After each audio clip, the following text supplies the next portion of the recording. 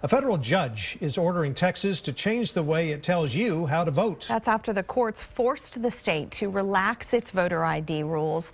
So now you don't have to show a photo ID as long as you sign an affidavit, but you will need to show something like a utility bill to prove where you live. The state is spending money on voter outreach, telling people about this compromise, and that is where the most recent controversy comes in. KXAN investigator Kevin Schwaller shows us why the feds say the state is not doing enough to make sure voters understand the new rules.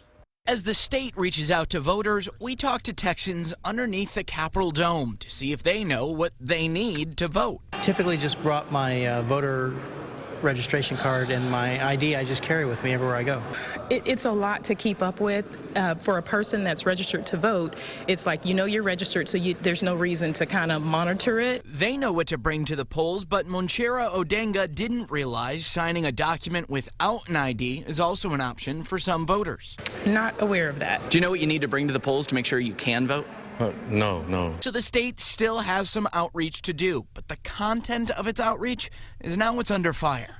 The Department of Justice took issue with some of Texas's materials like this. For example, this bottom box says what a person can do if they can't reasonably obtain the proper voter ID.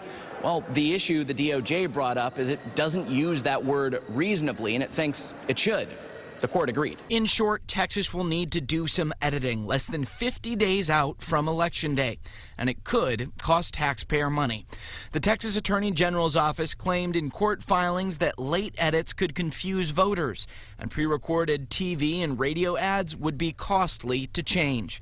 And the court had already ordered the state to spend $2.5 million on voter education. Kevin Schwaller, KXAN, investigates. The Secretary of State's office released a statement saying its #1 objective is to educate voters clearly and efficiently, and that the office is ready to respond to the judge's order. 5 other states have had their voter ID laws overturned or watered down by the federal courts. In North Carolina, a judge ruled their law unfairly targeted African Americans. Another judge says North Dakota's voter ID law placed an undue burden on Native Americans. The National Conference of State Legislatures says 7 states are enforcing strict photo ID laws. They are shown here in red. In green, you see the 18 states that do not require any document to vote. And in yellow, you see the rest of the states at least request some form of ID, but in some places it is not a requirement.